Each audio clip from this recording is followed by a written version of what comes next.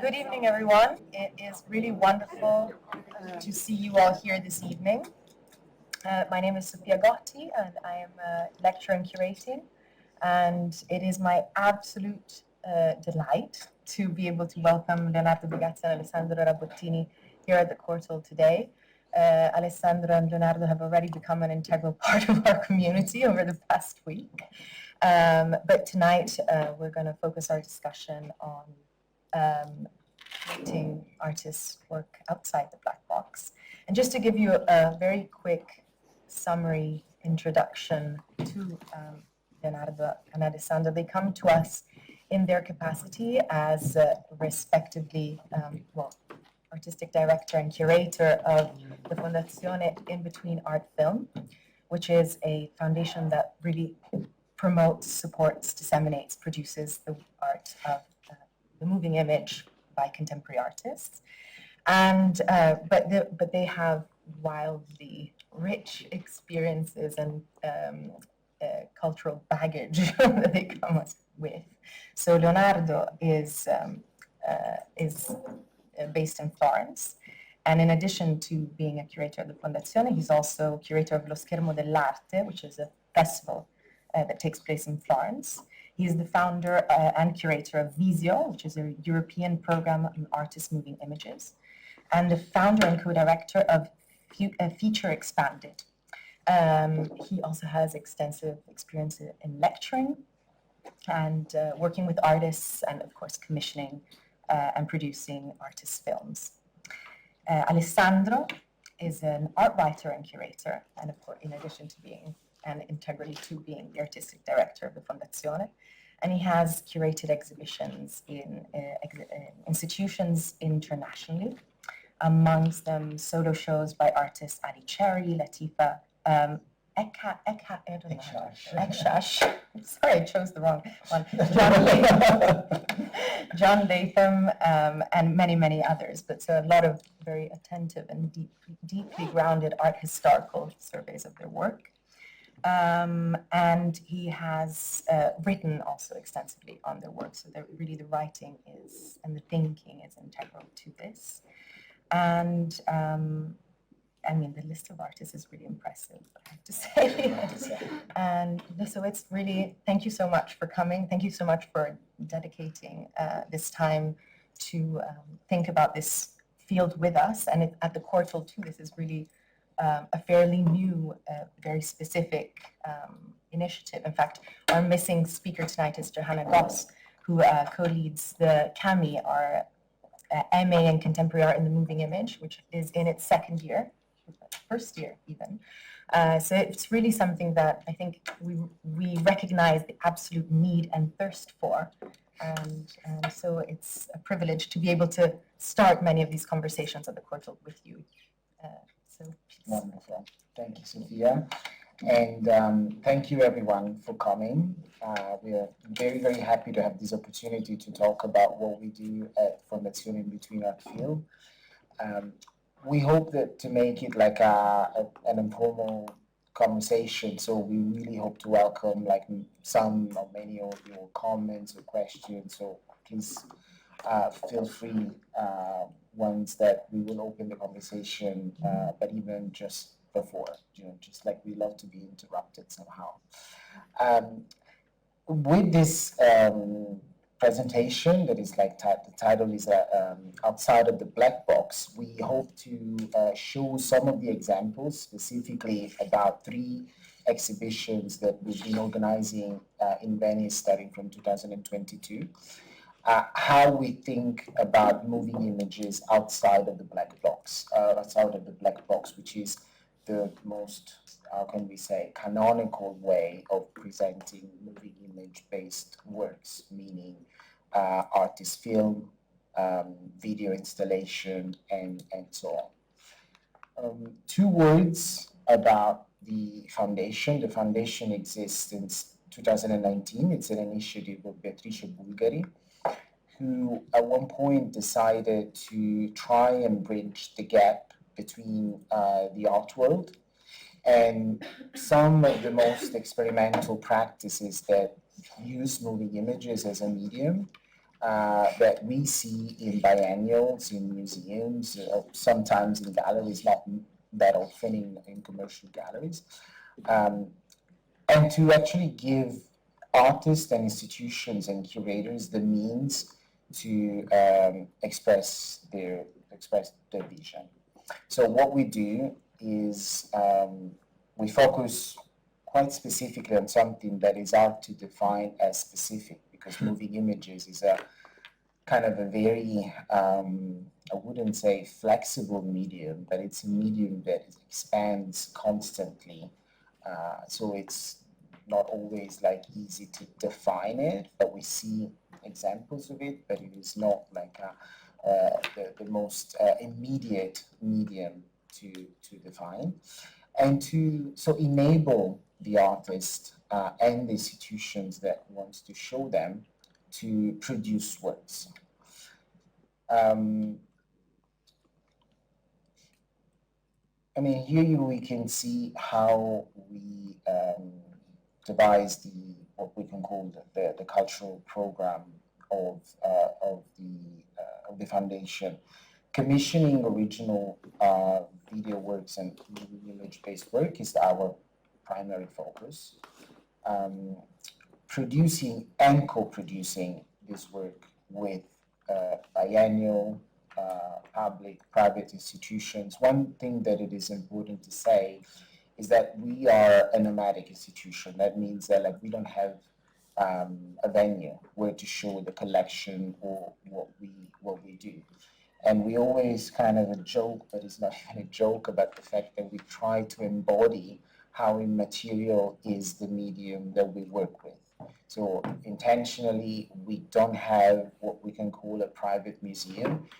We exist in relation to other entities. So we wouldn't exist, even though the three shows that we were going to discuss tonight, they are our own initiative, and it's maybe the only case where we entirely commissioned, produced, and exhibited the works that are in the shows. But for the rest, is about collaborating with other institutions, other biennials, private institutions, public institutions. It's not just about exhibiting the works, but it's also, as much as we can, try to contextualize them, try to expand the understanding of them. That's why a large part of the work is also about accompanying always the exhibition with publications and public programs. And here tonight there is also Bianca Stoppani, that is our editor, who works very closely with the curators and the artists in order to make sure that discursive practices always accompany the presentation of the work. Then, of course, there is a program of acquisitions, and as I said, the constant idea of making sure that what we do is always made in connection with other bodies. Hi, good evening. I'm also very happy, of course, to be here. Thank you, Sophia, and everyone for the invitation.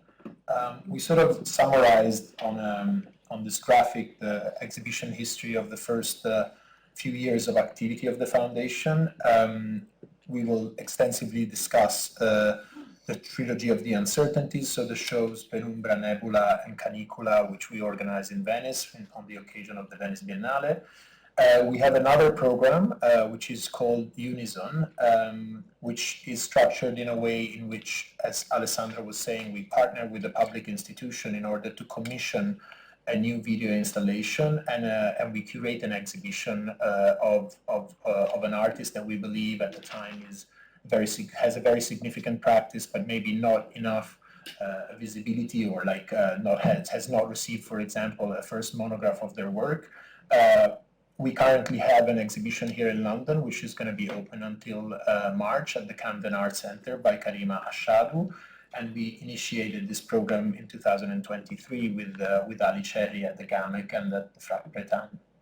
The other exhibition that you see here is Lantern with No Walls, and we started curating exhibition from our own collection. The collection is formed between acquisitions and works that are commissioned and produced by us, from which we keep one edition for our collection, so that we can trace the history of our practice through also the collection. And so this was the very first iteration of an exhibition of the collection, but we are already currently discussing possible future collaborations on this.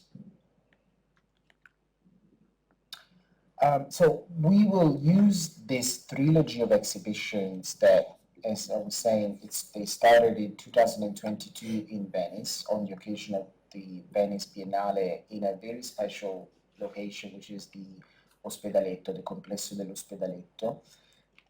And we will try and show as what we were thinking of doing with this idea of what can we do with moving images outside of the idea of just building a black box for them, which is an exceptional way to show them.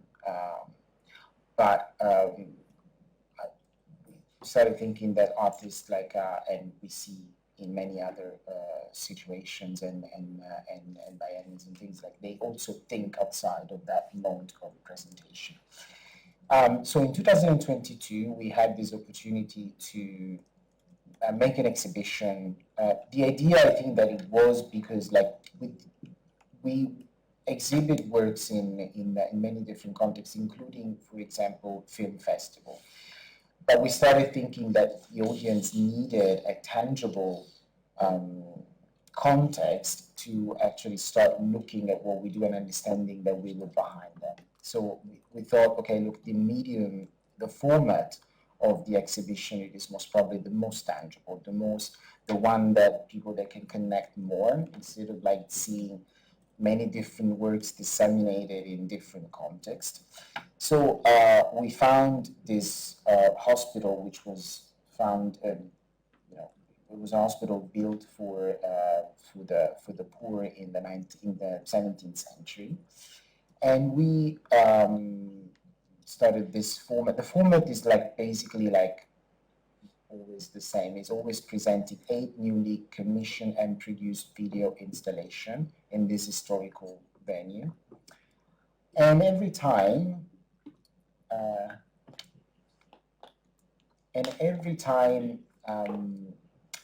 we propose the artist a metaphor to think about in order to start conceiving the work. So here you see the 3 shows with the list of artists. You may be familiar with some of them, some other names may be new to you.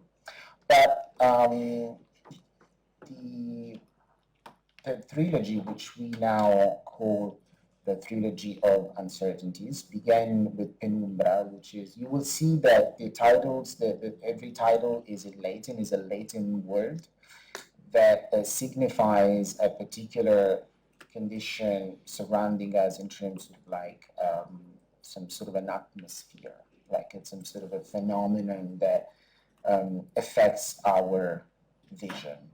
So we started in 2022 with Penumbra, which is the Latin word for the semi-darkness, and then in reality is the name that we give to the conditions of light on Earth during a solar eclipse.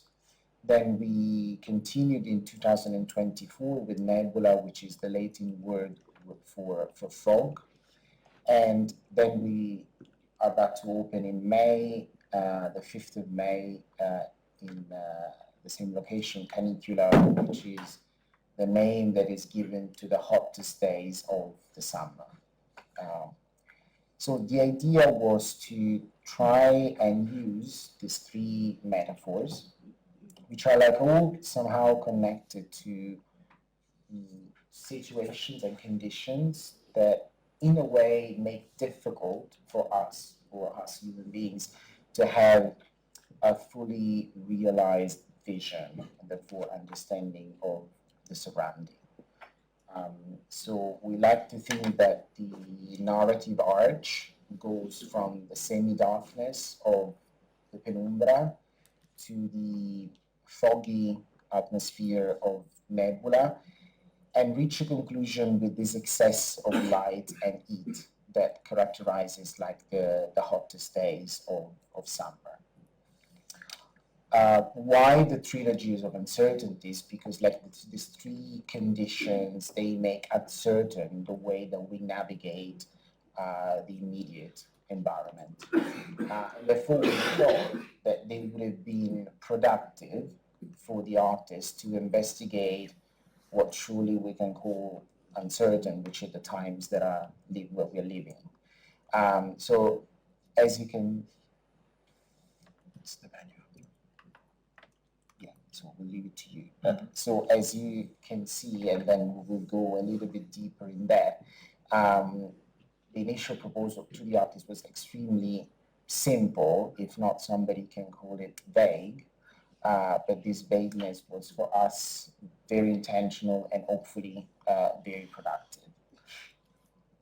Yeah, so the reason why we want to spend a few words on the complex of L'Ospedaletto is because, as we mentioned, like the venue that hosts the exhibition becomes a constant presence in the dialogue for the commissions, and how each work is specifically discussed in dialogue with the artist, of course, within one of the existing spaces.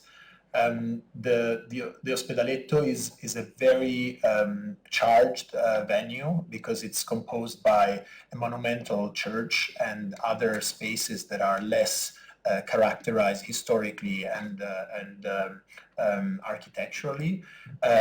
It spans over 500 years of history between renovations that were lately done in the 20th century, as I said, historical spaces that are intact since their construction. So when we started to think how to approach a space like that, we started to imagine that when you work in a venue like this, you cannot simply erase the history, but you want to work with it and try to find a constant dialogic relationship between the works and the venues that host them. So it was a place that has remained in function until the end of the 90s.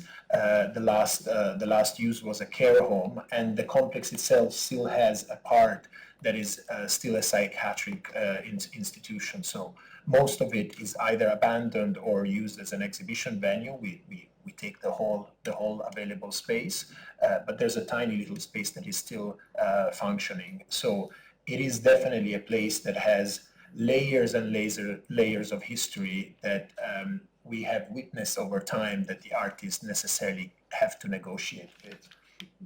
Just to give you a visual understanding of the space, this is the church, which is a beautiful example of Baroque architecture. There's some very significant paintings that are present inside. But then right after, we immediately enter spaces that are very anonymous, and they could potentially be anywhere. And then, so these long corridors, this feeling that is almost like out of a concrete brutalist architecture, and then again, all of a sudden, you're back into this monumental scale of this beautiful 17th century staircase that leads you to the second floor. You're in a room that is like, this is the room of music, so a space that was created to host concerts by the mostly orphans that were part of the choir of the hospital in order to fundraise, or in order to create a condition in which the curing of the body was also passing through the curing of the soul through music. Again, spaces that have more of a memory of the hospital, even with some of the rooms were still had beds and all the furniture of the former care home. So it's really like a kind of a schizophrenic journey into 500 years of history that you have to negotiate with, and it becomes extremely stimulating in this sense. And we can later discuss maybe some of the solutions that we found in order to negotiate and dialogue with this history. So as you can see, the Ospedaletto is a kind of a very collaged architecture, and we thought that it had some sort of a cinematic quality in it. It's like having some dream sequences within an otherwise realistic movie that you go through these very generic spaces designed and built in the 50s, and all of a sudden you are in a late Baroque chamber music. So it creates like an interesting tension when it comes to conceive the sequencing of the works. They're all time-based works, so like, I mean, we will see that time plays an important aspect in how to conceive a show which is solely based on artist film and video installation. So a few things about what we can call a curatorial methodology, if not approach, if not desire. So first of all, the idea to invite the artist not with a theme, but with an atmosphere. So not asking them to produce works with a very specific theme in mind, but just starting the conversation suggesting an atmosphere. That could be the semi-darkness, it could be the fog, or it could be the excess of light and heat. And I think that recently there was an interesting article, I can't remember if it was Art Review or Freeze, lamenting the fact that now recently in biennials and in similar big shows, like there was being this tendency from curators to come up with very vague concept, which I can understand. I felt kind of when I read that article, I was starting, maybe I'm doing something similar. But just to be a little bit precise, I've always thought, and we shared this many times in the conversation, that very specific thematic framework for shows, they are very productive when it comes to exploring something. For example, like in the case of an historical survey, you have to be specific. If you want to explore the dialogue between science, technology, and art in the last century, then you have to be kind of specific with the tools, the control tools that you want to devise. But when it comes to commissioning works, that means that those works, they don't exist before the show. You have to allow kind of a more to breathe, the imagination of the artist to breathe a little bit more. So because what we do is commissioning, we thought that this like kind of a more atmospheric approach could have been more interesting for them to explore that as a metaphor and say, okay, what can we do?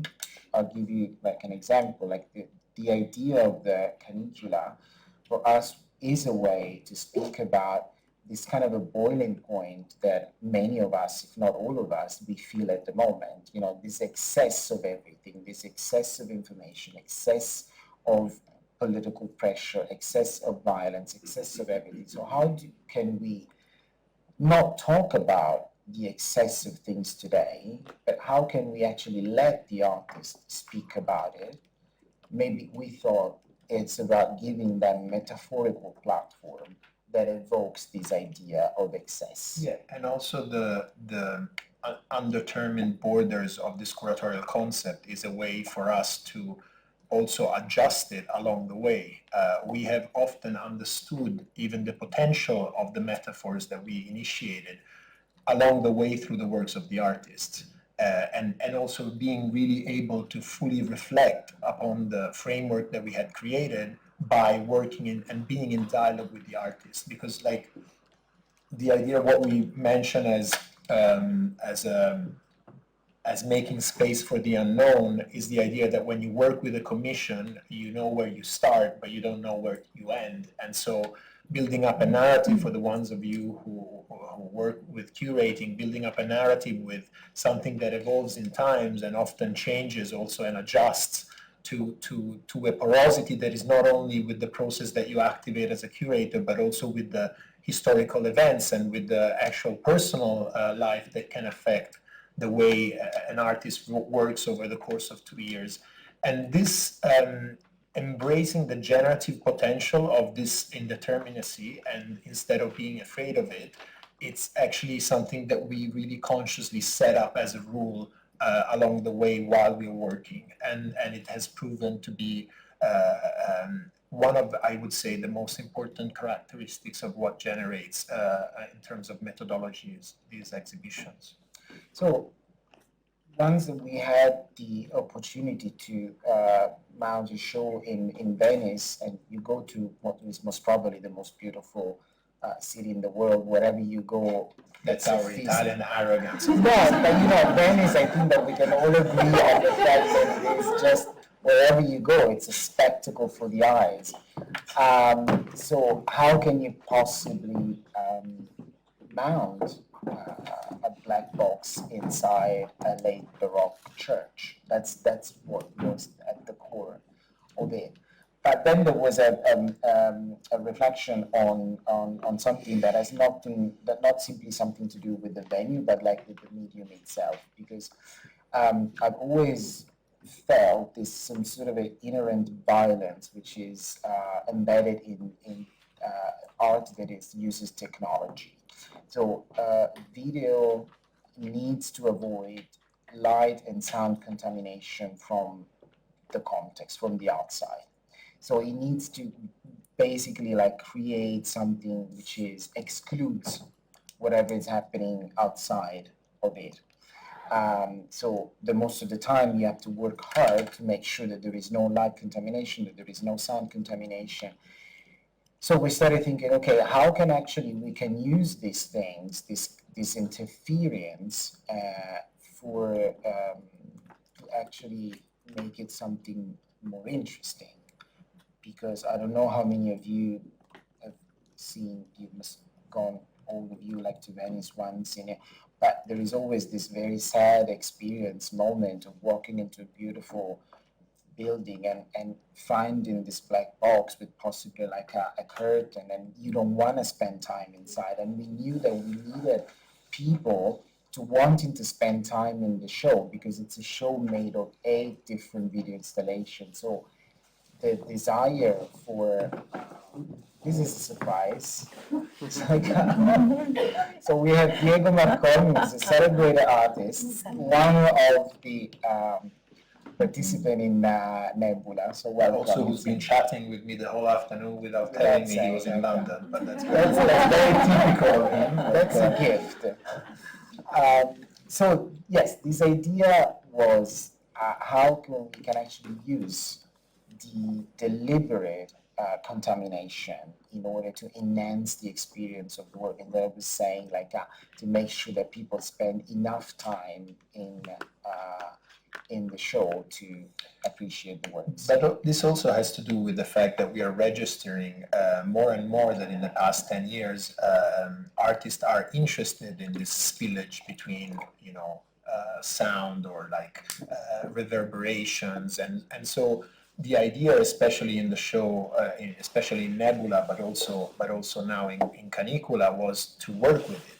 Instead of feeling this as a limitation, how can we enhance, or how we can play, for example, with the set design and with the architects that we work with, in order to enhance, or in order to prepare the audience to the next work through encountering maybe aspects that are not the image, but for example the sound, or like as I said, light reverberation. So how can you play with materials in order to allow your experience of the space to be much more perceptual, and in the end, in order to create an exhibition and a relationship with the image that is not about standing in front of a screen, but is really like to being there and finding your own way to self-edit the relationship that you have with that work. So this was really something that we constantly reflect upon, and how to expand that, not only in the way we work with the artists, but also in the way we work with the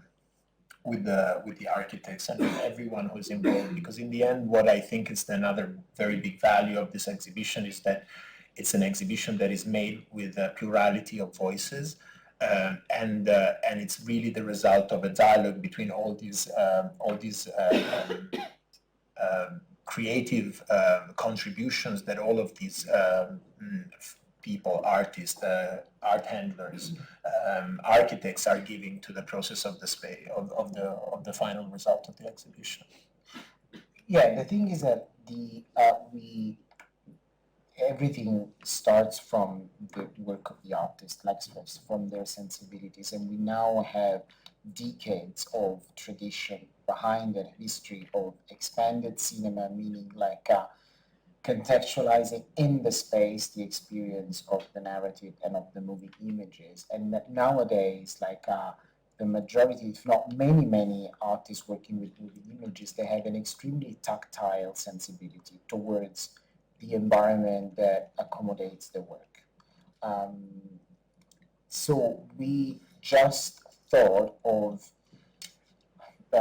trying to bring it and trying to sort of elevate it in the through also the work of the architects that we work with, which is always the same firm, which is 2050 Plus, a studio that has been founded in Milan by Ippolito Pistellini Parenti, and they always.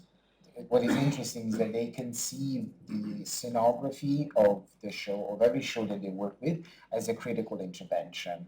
They always quote the venerable Enzo Mari, who was saying architects should be invited as part of the conversation, not after that the curators, they selected all the works, but at the beginning of the process. And this is exactly what we're doing now. They are part of the conversation with the artist since the very beginning, even before that the work exists.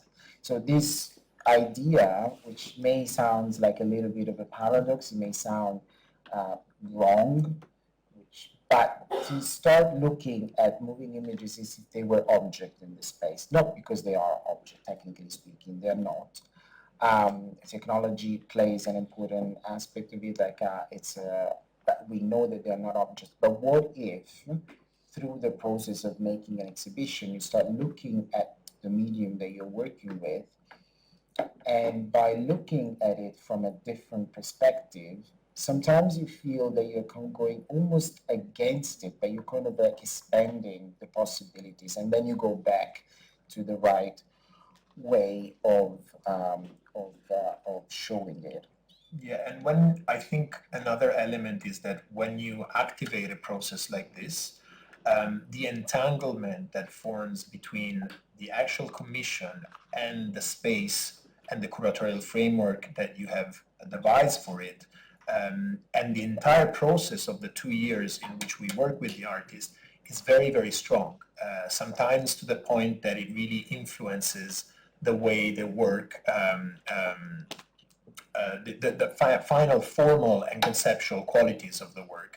And it's what is interesting is then following later, after the lifespan of the exhibition, these works, as they move in different venues, in different places, you see how this energy, which is like a potential energy that the process embodies and retains in the work, is slowly released in different ways. This is true, obviously, for many commissions, but when the process is so specific and so open to a certain extent as well, then this entanglement becomes very strong. And we can see later examples of this in how formally and conceptually the venue or the curatorial framework has influenced the way the artists have approached ideas that they already had, but then they have adjusted in order to, exist within the framework that we have devised. And I also think that the idea was not to take for granted the space, not just spatially, not just for its architectural feature, but also for its history, because we're talking about a place where for centuries people died, or they waited to be cured, or people were born. So we're talking about centuries of the most important and terminal moments of everybody's life. So we could not avoid that. The same way that for example, the church is still consecrated. So you not only have to speak with the people in charge of the conservation, but you also have to speak with the authorities about what you should. So it's not just about, okay, you have to respect the building, but you have to respect the function that it brings with it. The same way, despite the fact that the hospital doesn't function anymore as a hospital, but whatever happened in those rooms, I think we couldn't avoid. It's very thinking, tangible. It's really like something you feel when you spend time inside of those rooms. And I think that like the artists, they always respond to that because they always like came up with works which they have a gravitas. Like we always showed works that ultimately, even without us asking for that, like for example in the last show, Nebula, really there was this thread amongst all the works. They were capturing a moment when human existence is on the verge of disappearing. There were like all the works with very different languages, dealing with very different issues and things. But they were like kind of like exploring a liminal space between existing and disappearing. And this is not because we when we were inviting them, we were proposing them this metaphor of the fog, which was a way for us to talk about how intangible are the forces that we feel surround us, like economic forces, political forces, all sorts of forces, psychological forces that, despite the fact that we cannot grasp them, but they can still determine our movements and like the fog, like I mean, you are in the fog, you cannot touch it, but still affects the movement in the space. So we thought maybe it's an interesting way to talk about a feeling that many of us may have today of not being capable to locate what is the origin of a problem, who actually is the enemy in a way. Like, it's intangible, it's like a gas, and it's like this metaphor of the gas is also the metaphor that Simone Weil was using to talk about the forces. So when she was examining the nature of violence, she was talking about violence as a gas, something that expands in space and pervades, no? Pervading. So the Nebula was about how pervasive is power, how pervasive is violence, without being really possible to box it. Shall we? Yes. Maybe we can. Yeah, let's do it. Yeah, let's do it. Well, as you can understand, we could keep going. Yeah, this is like an incredibly complex and rich territory. And I just wanted to maybe start, also considering we're at the Quarto, and a lot of us are art historians, and just also to say how much these exhibitions change the way I think about film, the way that I inhabit this cinematic space. Because as sort of in my art historical research, I approached the work of artists in the 60s and 70s who were experimenting with video, who were working with the narrative devices of cinema, but also maybe questioning how spectatorship functions within a space that isn't the cinematic space. And for example, so for the first time asking really questions about spectatorship, about what is the agency of the viewer in establishing a relationship with the moving image, and how that really often was very confined to the technology. So also how the technology informed all of these questions and the kind of questions that could be asked. But what happened to me, at least when I saw Nebula for the first time, for example, is that I really became aware of what you called as the tactile elements of the display, and how actually the architectural interventions, which even though they were fairly substantial, it almost didn't feel that they were so substantial in a way, because you become much more aware, somehow less of the architecture and more of your own body, more of how you move through the space and how other people's bodies move through the space. And you become aware that you're sitting down, you're in Venice, you're walking around, you probably walked 5 miles already today, and then so it's I think it's really amazing how you considered or you constructed the exhibition as an experience in itself in a way that really it was in the service of the videos that you were showing. So maybe I think that's a really important departure point, also because we have all these amazing images. Yeah, I just felt that after 45 minutes, maybe we have to just show us a little bit of what we're talking about. Show us more of this, of how you did it. Well, and how conscious was it? This the pace and the rhythm. I think that I think for every exhibition you should ask yourself also who is your audience and what is the perceptual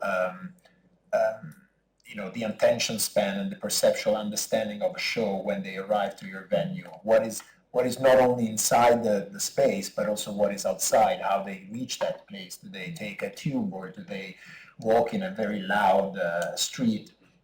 So that has influenced a lot also how we have conceived the display, because moving image is a medium to which you're asking the audience to dedicate often a lot of time to the show. There's a journalist in this room that came the first time to see the exhibition and said, "I have 20 minutes."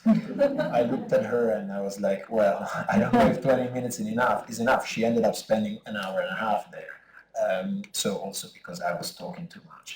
But the thing is, you need to take this into consideration, which is reflected not only in a practical sense on how you conceive the space in order to be welcoming. You try to create a display in which a work that is lasts longer than 10, 12, 13 minutes, unless there's a very specific reason, should have a place for people to sit down, and you create a narrative rhythm between the works that really sort of works as a sinusoid and sort of is able to accompany you to the end of a show that usually requires between an hour and 2 hours minimum to appreciate. You need to have a generous attitude towards the audience in this sense, because otherwise you don't have possibilities to allow the audience to spend time there comfortably. And this decision seems banal, but trust me, I've seen recently at least 3 biennials where you would see 4 works, one after the other, that had the same voiceover, the same subtitles, the same way in which you pose yourself towards the work, and it literally functioned like a rat experiment. In the first room you had 50 people, in the second 25, in the third 10, and in the last one none. Because literally, the way the audience was encountering the work was always the same, and so at some point you just feel it's more of the same. So some of these aspects, and of course, as you mentioned, the idea of how we work with for example, in the case of Nebula, with the spaces of intermission, in order to anticipate. I always make metaphors that are related to food. That's also because I'm Italian. Of course, food is fundamental for our life. It's a little bit, you have maybe something that prepares your mouth, like an amuse-bouche when you go for a dinner, and you have something that prepares your mouth in order to fully experience the work. Or between one work and another, you have a palate cleanser. You have, like a presence of material or something that, allows you, for example, to rest your eyes in maybe light instead of darkness, or maybe, a material that sort of absorbs sound more in order for you to enter in a state in which you're ready to encounter a work that has a lower and a slower pace. So all this choreograph is something that we heavily discuss with the artist, of course, with the architects, but it's something that you need to have as a vision when you're commissioning the works, because more or less everything happens in that moment. And so based on the practice of the artist, based on the kind of rhythm you want to give, these are decisions that are made at the very early moment. So accepting indeterminacy, or the unknown, as I was mentioning before, doesn't come like a contract with that you just sign in blank. you actually make certain decisions before that will end up having a big impact on the final result, as you were saying. But also site specific. Oh, I didn't switch this on. Site specificity is also something, because of course with Nebula you didn't really know who was going to go where, and you didn't really know the space very well before. Penumbra. With Penumbra, sorry. Yeah. With Penumbra, you didn't know the space so well. Because we commissioned the works before choosing the space. And so how did that site specificity maybe transform over the course of the trilogy?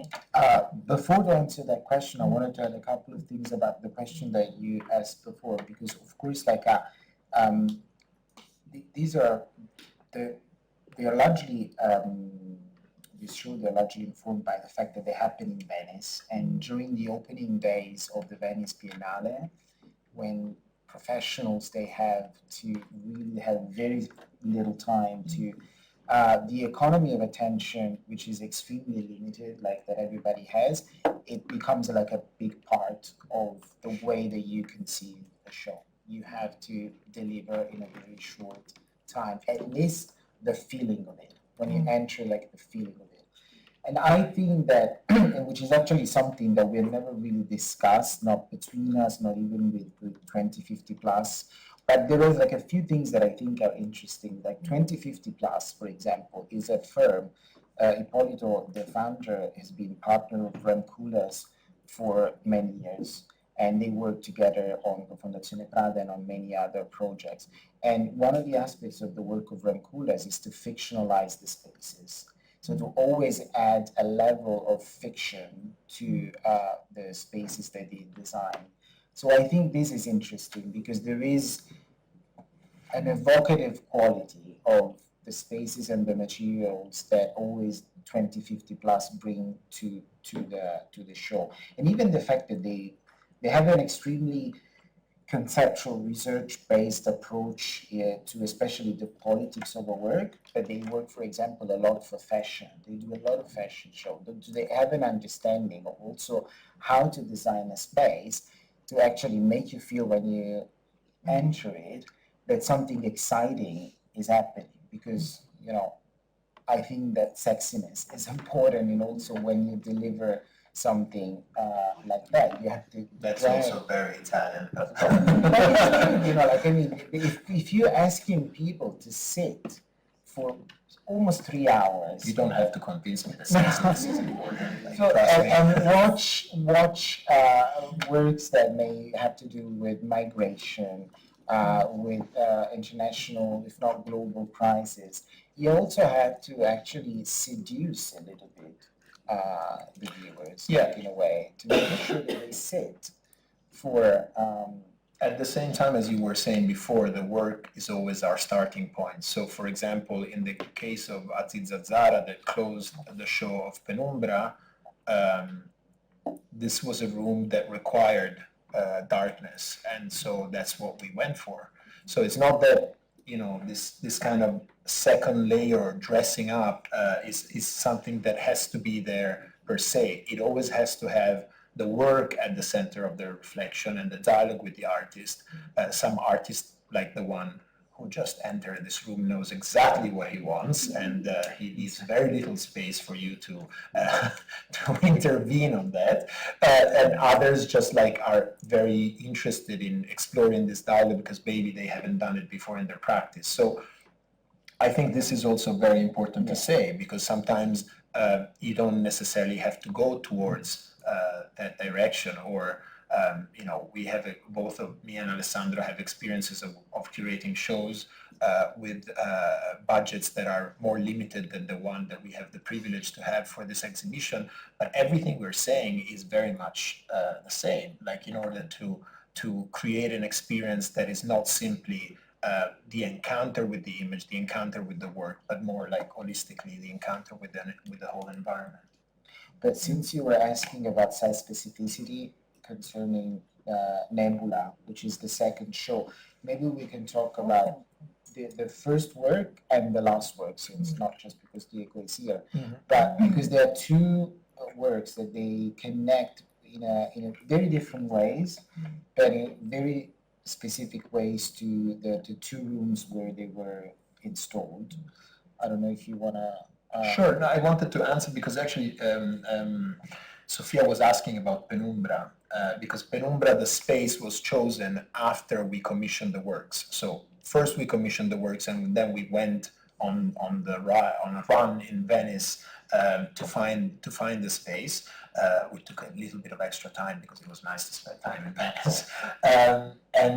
When we found this place and we felt that it could host the exhibition, you mentioned how do you then create the site specificity? Well, first of all, there are some artists that were in the process still of defining the actual spatial display of the work. So, for example, in the case of Emilia Scarnulite, which she's having right now an exhibition at Tate St. Ives, if any of you had the chance to go, she, for example, really adapted her installation to the church, sorry, to the staircase. While others, I think the site specificity of the works, for example, in the case of Anna Watts and James Richards, really happened on the sound level because they ended up having their collaborators come into the space and doing the final mix of the work inside the room, which seems to be a small aspect, but actually made a gigantic difference in terms of how the work, especially being a 5.1, was perceived in the work. But it's true that Alessandro pointed out two works that in terms of site specificity and entanglement for the space that they were commissioned were very strong in that sense. Yeah, maybe we can first talk about Basir Mahmoud, who is an artist from Lahore, who made this work that it was the first work that you would see entering the church. And it's called Brown Bodies in an Open Landscape Are Often Migrating. What he did was to work, as he always does, with people working in the cinema industry in Lahore, and ask them to somehow reenact videos that we found online with people trying to, through years, it takes years, this journey, to arrive to Europe walking. And the work was some sort of a meta cinema because then he filmed the people filming. So you see people giving direction to the extras, extras impersonating the migrants, the crew consulting references that they come from. So we never see actually the footage that we would find online. It's all mediated. It's a reenactment. It's a work about the mediation and the hypermediation of our understanding of the experience of the migrant. So it's a work that takes physical distance as a figure of emotional distance and of the lack of empathy. Let's call it this way. So it's basically about the disappearance, or how difficult it is to locate people in this landscape. But there are like a number of things that so of course the verticality of this sort of a folded 3-screen recalls the verticality of the screen of the phone, but also as the proportions of the altars. As the proportion of the paintings that we see at the altars. In these altars, like as it happens with paintings starting from Renaissance and after, the gestures are actually where the story happens. And the non-verbal communication. So like, I mean, the gestures of the figures is where the story happens. And also then he wanted to, because the work lasts like about 20 minutes, and it starts at the beginning of the day and it ends at the sunset. So what he wanted to do was to make sure that, like, I mean, the lighting condition in the church were kind of reflecting this in a very, very imperceptible way. He's an artist that uses like minimal details to create an experience in the viewer. So nothing is in your face in his work. But slowly, the more that the work would plunge into the dark, also the church would do the same, and then back at the beginning of the next cycle. So, for example, in the case of Basile, we had worked with him before with the previous commission.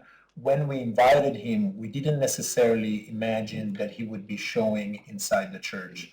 But when he proposed the actual idea that he wanted to work with, then we saw the potential of having his work as an opening for the exhibition. So just to share, for example, a little bit of the methodology on how we assign each space to each artist, most of the time is based on the actual project that they propose or on a practice that we know so well because we worked before with them that we kind of know at what stage of the narrative of the exhibition it makes sense to come. And this, I think, brings us on so here you can see, for example, the spaces of intermission that were alternating materials that would enhance the reverberation and of light and sound, so metal or like in this case, this kind of a foil, or other spaces where you had materials that are actually absorbing, like in this case.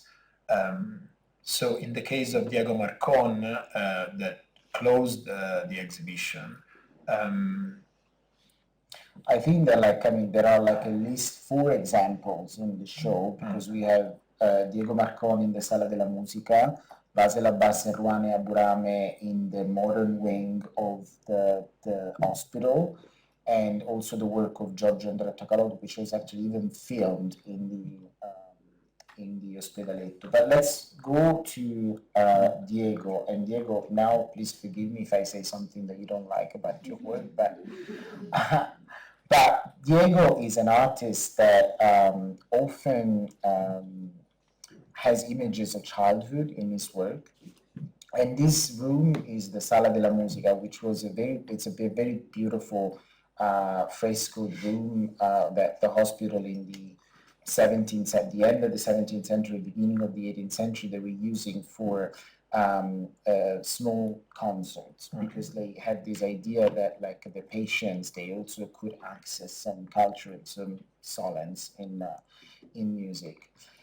And here we installed Fritz, which is this work.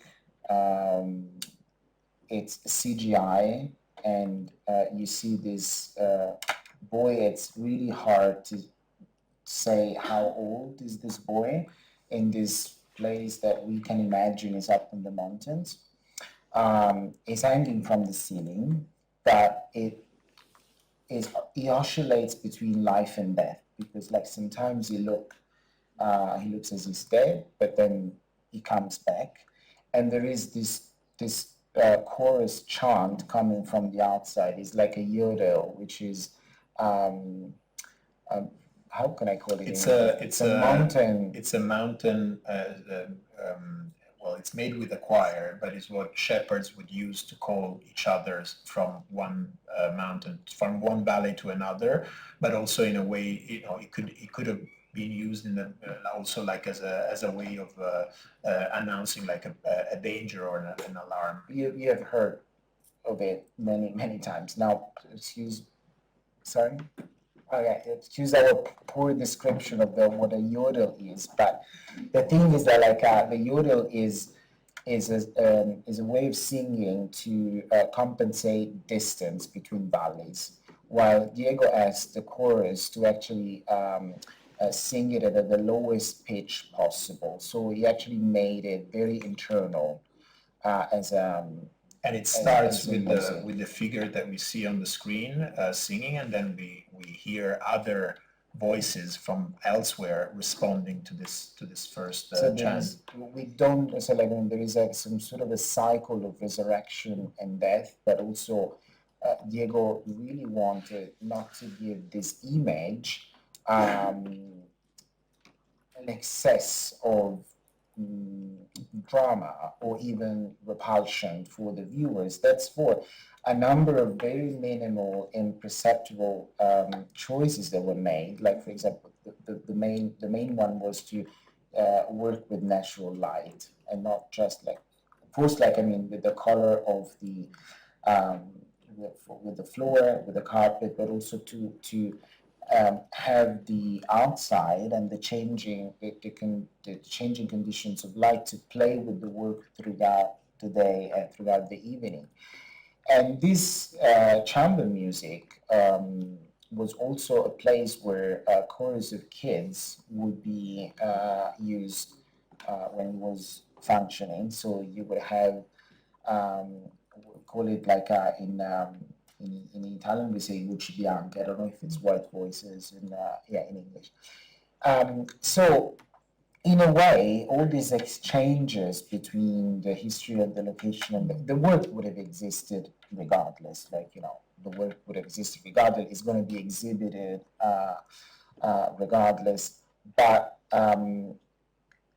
in a way, but there the was a corresponding, corresponding, the light coming from the right, like the presence of a, knowing, for example, the way Diego's works and how sound plays a very fundamental role. The idea of assigning him the space was in our head, like clearly logic. But for example, after he proposed that this was going to be the work, we immediately felt that it could only close the exhibition. It was impossible to see anything else after you've seen this work for the intensity of the experience. And the same, sorry, but because in order to finish this discourse about something that we can call site specificity, but the work of Basil Abbas and Rane Aburame, I think, was really important to show it in this context, because what actually the Basil Abbas and Rane Aburame, they are two Palestinian artists that we invited because they are some of the most some of the artists that they work more with more convincing way to this idea of the expansion of the movie image in the space. And we wanted Nebula not to be a metaphor about the present condition of movie images, but also to investigate what's happening at the moment, which is the dissemination of the images and the sound in the space. So the idea behind the metaphor was not just literal as in order to talk about certain issues, but also to look at the state of the medium, this idea of something that reverberates in the space. So they were some of the first to say, okay, we have to work with Basil and Juan, and you can see they never use the screen, but the moving images, they're always in deep connection with the architecture. So they kind of inhabit the space as if they were phantoms. They're like a second skin. But the work that was an adaptation of a work that they developed first for the Sharjah Biennial, and then they commissioned an expansion of it, deals also with the disappearance of Palestinian lives. So in this case, we invited them, for example, before the 7th of October, but then after the bombing of the hospital began, the conversation with them, of course, started, to change, and then other tragic things happen also in the life of one of the two. So immediately this idea of a phantom inhabiting of not just a phantom, but of a trace that doesn't want to disappear took another meaning, because what they've always been doing is they work with this archive of images that they take from different, so some of them are filmed, some of them but they are sourced on internet, but they deal with the way that in other countries in the Middle East, but especially in Palestinian people express the grief through movement and chants.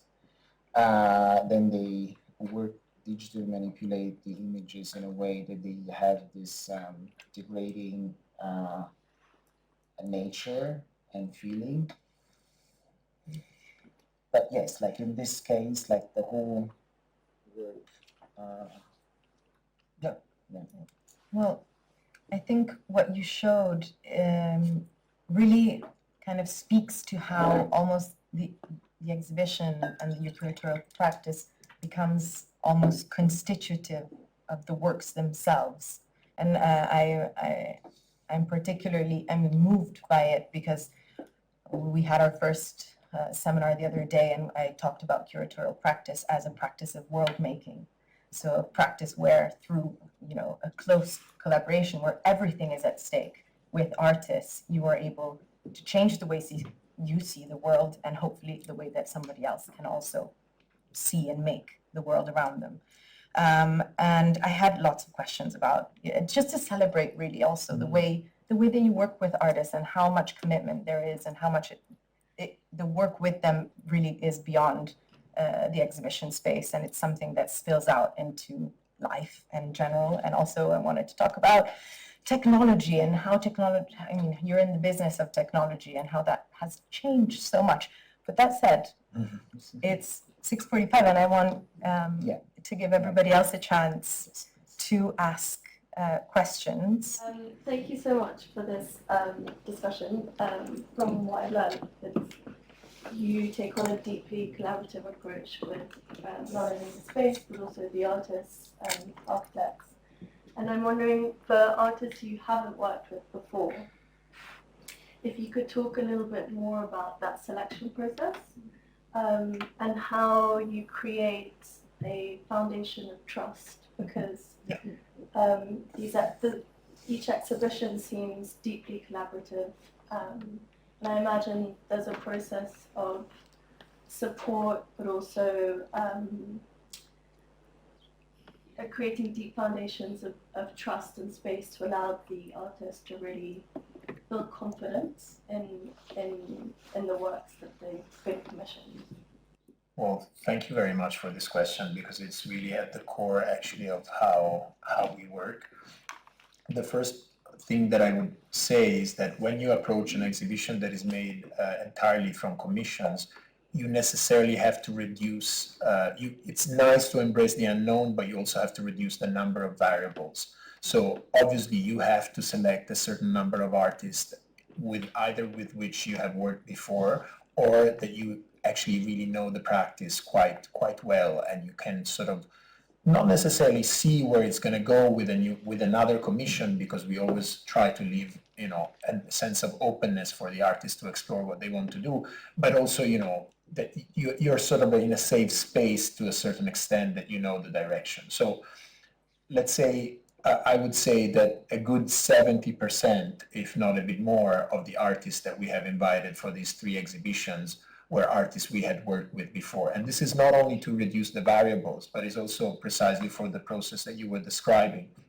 As a methodology, we like to work more than once with the same artist. This allows you to be able to really understand deeper of understandings of the practice. And so by doing so, knowing how you can create the conditions for the artist to really fully express themselves, and also feel safe to maybe explore a more risky project that maybe in another institution they wouldn't feel necessarily safe to produce. So that's how do you build a level of trust with artists that you actually are approaching for the very first time. Well, first of all, we're really amazing people to hang out with. So that's a rare. You feed them well. You really take care of them the first time they come to Venice. When you do the site visit, you give a good energy to the process, and that's already sets the bar.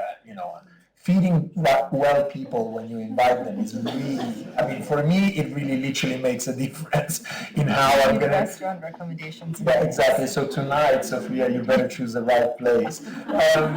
But it looks like a joke, but it's not. Like the level of, being, for example, very prepared. I remember a beautiful conversation that Alessandro and I had with Basil Abbas and Ruan Aburam. Alessandro traveled to Oslo to meet them, and after we spoke about the practice, they immediately said, okay, well, yes, we're happy to do this because it seems you really get what we want to do. So this has to do really, the beginning sets the bar, and then you build up on that. Like you activate a listening process with the artist that for example, I love to be fully involved in the creative process, but that you understand along the way that some artists don't need that because maybe they have their own team, maybe they have their own way of engaging with the idea that they have because it's very personal, it's very and so in that case, you make a step back and you try to understand what is necessary for them. Is it necessary, for example, to bring other partners in because they need more money, which will give them a little bit more room to be more comfortable with the commission. I think when an artist in general understands that you're there for them and that you're there in order to create the best possible conditions for them to work, you are already quite high up in the trust. Maybe we can ask some of the artists in the room. No, but I think that, like, for example, this can also be done by trying to match certain properties of the work with the initial invitation. Absolutely, Because, for example, with Basil Abbas and Rana Abu Hamdan, because they used to make this kind of a very complex, fragmented installation, the idea was immediately to give them this sequence of 5 rooms. So this is a sequence of 5 rooms plus 1, which we've never given such a large space to just one artist, which would have been problematic for people, for example, used to work on a one channel. So in this case, the invitation was basically like connected with the space that we give them. And it was fundamental for us to be as much as expensive because the work, it is about making sure that things don't disappear, that memory doesn't disappear. So like it has to literally infest the architecture and takes space. The same way was with Giorgio Androtta Calò, who is actually the only Venetian artist that we've ever worked with. I mean, he's a very international artist. He represented Italy at the Venice Biennale, took part to 2 editions of the Venice Biennale. And we wanted to work with him because we love his work and because we also thought maybe he can actually bring something different, a different understanding, at least of the site. And we didn't know that both his father and his grandfather, they worked at the hospital when the hospital was functioning. So he had this memory and he decided to film the work in situ. So the work is this sheep wandering through not only the restored part of the hospital, but also in the abandoned spaces. But why we asked him to work in these specific things? Because this room sits next to this monumental scale. He has made films in the past, but he's primarily an installation artist. So we said, okay, look, we want you to basically expand the work also in a place like in a site like the staircases where you cannot really project things. So the challenge was to say, look, we know that you are primarily an installation artist and a sculptor that only occasionally work with moving images. So the invitation is, yes, to produce a moving image-based work, but please conceive the whole space three-dimensionally. That's what he did at the end, so he could expand the installation also in the staircase. So most probably he had some space to expand and not just to think of a projected image. Yeah, so, yeah. Any other question? Yeah. Hi, thank you so much. I'm audible, right? Yeah. I'd be a bit more curious to hear about, like, obviously it's apparent with all the artists that you choose and because you have such a beautiful space, especially the one that you're curating for the Venice Biennale, that it seems with the artists you really lean into the architecture, to the design, to the history of the space. But I'd be a bit more curious to hear about your relationship between setting up a show, a video group show, and the relationships between the artists, especially because it's a commission model and you don't necessarily know what the artist might produce. And as you kind of talked about like the attention span of the viewer. How does it work as curators in thinking about putting one artist after the other and the methodology behind curating a video show? Well, I will make a practical example. Like, for example, in the case of, well, you start from the practice, basically. Like, and it's a very thin balance, because on the one hand, and this is something very important that me and Alessandro keep discussing, like how do you create frameworks in which then you don't invite an artist to fit what you already wanted from them? Because, you know, otherwise, you know, you end up selecting artists that come from a certain geography and expect them necessarily for them to talk about those specificities, because so you end up pigeonholing, you know, artists before you even allow them to interpret what you know, what the framework that you have set for them. But at the same time, again, I go back to this mathematical metaphor, like you need to reduce the variables. So if you have an artist that has produced the past 6 works with a very slow pace, without narrative, with an encounter that is more visceral with the image or with sound, you would most probably can imagine that a new commission will continue this kind of practice. If you have an artist like Sadat Ismailova, for example, that works with narratives but works with this kind of very expanded, larger than life stories about, you know, with a certain kind of documentary aesthetics, you most probably will get something like that. So the first construction that we do, and especially the last two or the last 2 artists, which really have to fit. You know, for example, so I would imagine that we usually do 5 commissions altogether as a starting point, and then the last 3 maybe a few months later, so that we kind of see the direction of where some artists and some commissions are going, and so you kind of start filling gaps. So you assign, let's say, the first 4 or 5 spaces, the main one, and then you understand how you can fill the gaps in between. So this kind of approach really starts, as I said, from the portfolio, from the practice, and then from the dialogue with the artists that we have. The way we work, for example, is that each one of us comes to the table with some proposals. Sometimes I have conversation with artists and I ask them, without telling them about Venice, what are you working on? You know, is there an idea that you currently really want to develop? Diego, for example, came back to us by saying, yeah, I mean, if I have to do a new commission, it has to be this, because right now I'm already working on so many other things that this is the only project that I could understand, you know, accept to work on right now with the time frame you're giving us.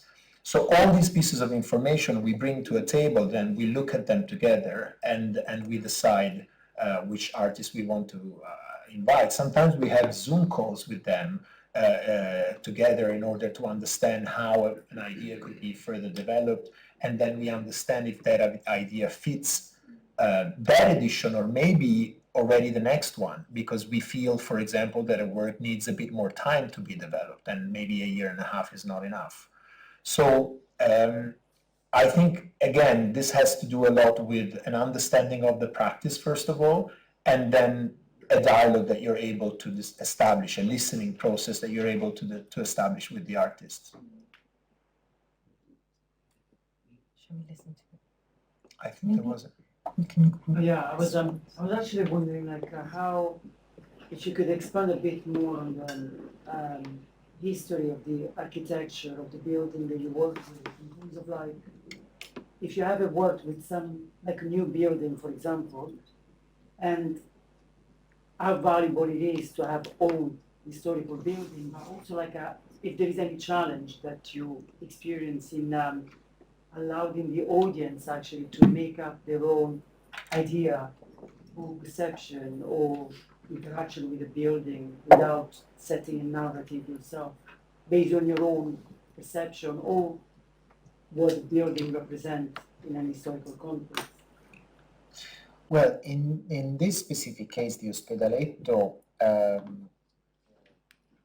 but the thing is that, like, the Ospedaletto is not easy to work with, because you have certain limitations that are connected with the conservation. So you can, of course, like as it happens in the majority of these historical spaces, you can't drill, for example. You can't. So you have to come up with certain technical solution that it would be like a little bit boring to go through now. I'm not sure that I understood the question. So if what happens if you, instead of like creating this sequence of works that make sure that the narrative of the show is No, I think he was mentioning, if I understood correctly, what are the pros and cons of being in a historical place as opposed to being in a contemporary art venue, like, for example, I don't know, the experience of the Camden Art Center, which has an historical identity, but it's more of a white cube, let's say, black box kind of model. You want to answer? As you prefer. But I guess, like, you know, they have a charm. I mean, they have an incredible charm, and they come up with so many details, and they come up with an atmosphere that, like, immediately it's a little. I think I find it easier in a way to work in an historical context than in a neutral sort of modern architecture. Yeah, that's why I was wondering, like, why. I find it easier because it already. It's hard to say, but like because I deal with the cultural heritage. Because because the white cube, in a way, leaves the work very alone. Like it leaves the work very alone. It has this ideology that we know very well to isolate the work and to give it a neutral background. So it's like as if puts him in a vacuum in a way. I think it's extremely functional to enhance certain formal qualities and stuff, but I find it actually much more interesting to put a work in a context where it can interact with something that is actually, there's nothing to do with it, but that can slowly evokes more feelings. But I have a kind of a very romantic appreciation of things. So most probably I like more a late Baroque church or like a Sala della Musica than a very clinical white cube, even though it's a little bit more than difficult. But I personally, I don't know why, but I find it more inspiring, and I feel better when sitting in an historical building. I mean, when it comes even old, but with a history, like with something. I guess it has to do with complexity, right? Like because we titled this this talk outside the black box. Well, outside the black box in a place like a church, you can definitely build up with more layers of understanding and entanglement between the commission and the surrounding. In the end, you're inserting a work within existing artworks. Like you're literally, creating dialogues between what you are including there and not only the layers of history, but existing paintings, which are artworks with their own dignity and their own history.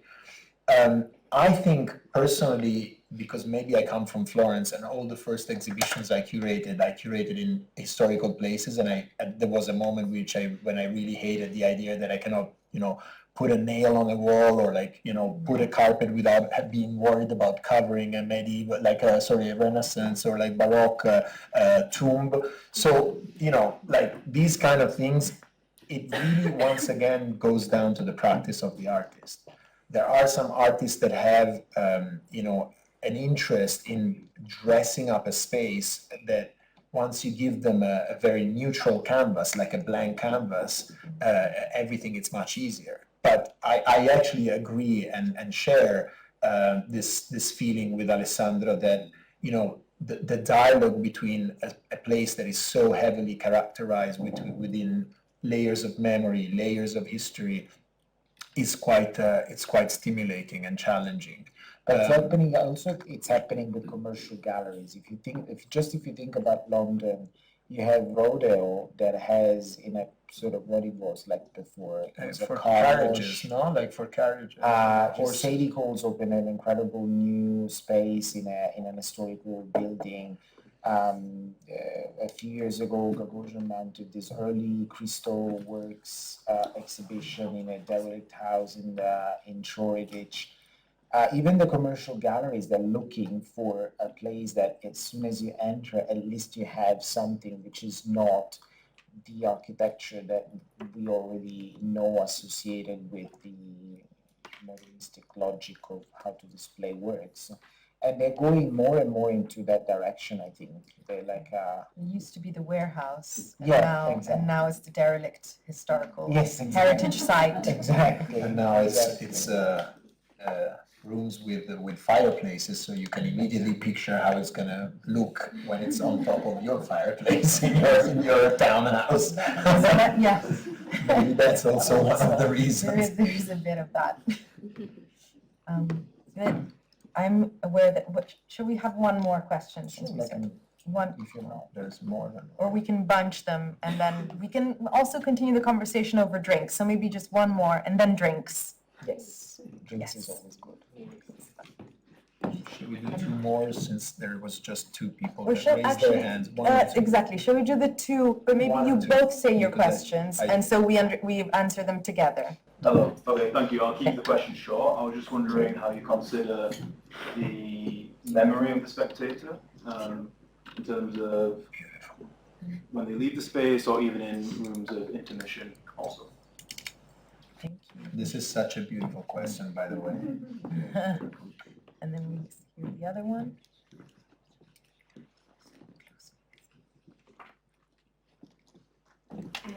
I've actually got a very different question, sorry, but it is, you were talking about the relative, well, short history of the medium of moving image and its relative recent introduction into the art world, and I'm interested in how you see the Fondazione position or like role aims in relation to this history and the future of the medium, also in relation to, I guess, other agents like commercial art galleries.